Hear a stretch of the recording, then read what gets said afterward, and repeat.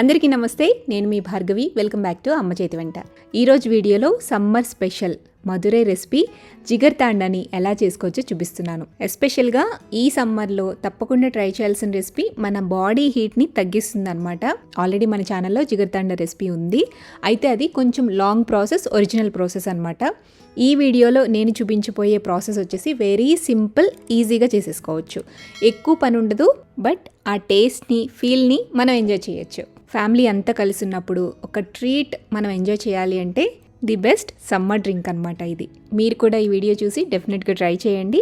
ఇక రెసిపీ ప్రాసెస్లోకి వెళ్ళిపోదాం. ఈ రెసిపీ కోసం ఫస్ట్ అయితే బాదం పిసిన్ అలాగే సబ్జా సీడ్స్ని నానబెట్టుకోవాలి. సబ్జా గింజల్ని జస్ట్ ఒక 10 నిమిషాల పాటు నానబెట్టుకుంటే సరిపోతుందండి. అదే బాదం పిసిన్, గోంద్ కతీరాని నానబెట్టాలి అంటే అట్లీస్ట్ 4 అవర్స్ అయినా నానబెట్టుకోవాలి. అప్పుడే ఇలా జెల్లీలా ఫామ్ అవుతుంది.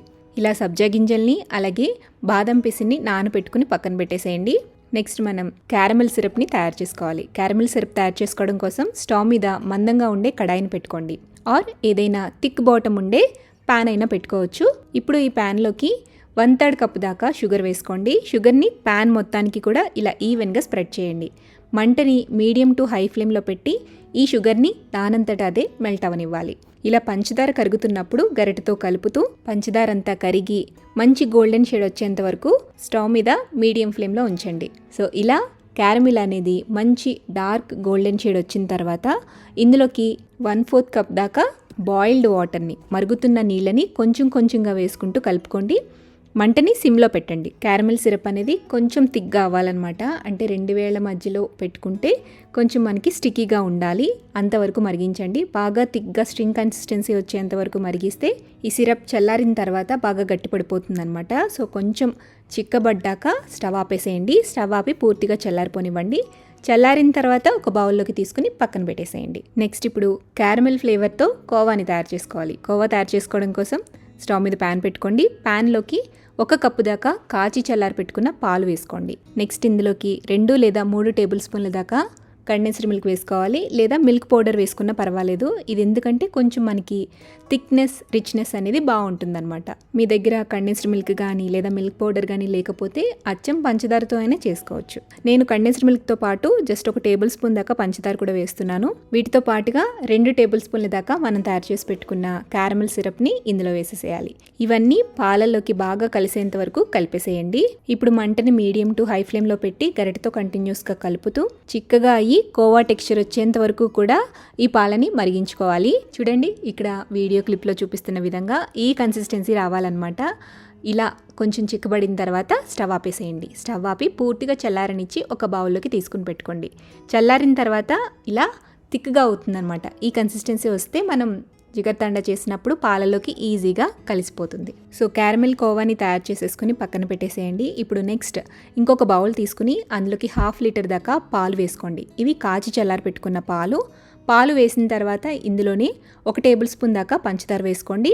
అలాగే 2 టేబుల్ స్పూన్ల దాకా మనం తయారు చేసుకున్న క్యారమిల్ సిరప్ని కూడా వేసేసి పంచదార కరిగేంత వరకు కలుపుకుని పంచదార పూర్తిగా కరిగిపోయాక ఈ బౌల్ని ఫ్రిడ్జ్లో పెట్టి పాలని కొద్దిగా చిల్ అవ్వనివ్వండి. సమ్మర్ స్పెషల్ జిగర్ తాండా రెసిపీ చేసుకోవడానికి అన్నీ కూడా రెడీ అయిపోయాయి.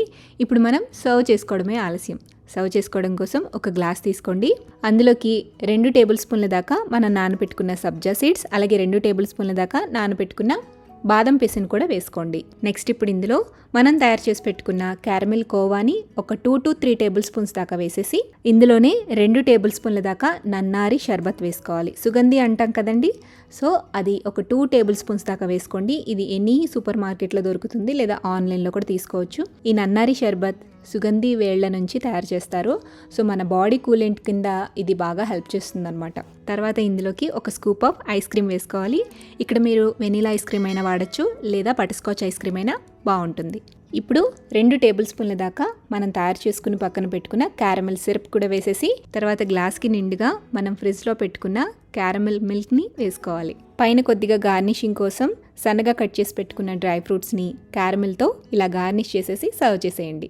అంతే, super tasty, yummy and delicious jigar thanda drink ready అయిపోతుంది. స్పూన్తో అంతా మిక్స్ చేసి తాగుతూ ఉంటే ఒక్కొక్క గుటక అమృతంలా ఉంటుంది. చాలా టేస్టీగా ఉంటుందండి. డెఫినెట్గా ఈ సమ్మర్లో ట్రై చేయమని నేను రికమెండ్ చేసే రెసిపీ ఇది.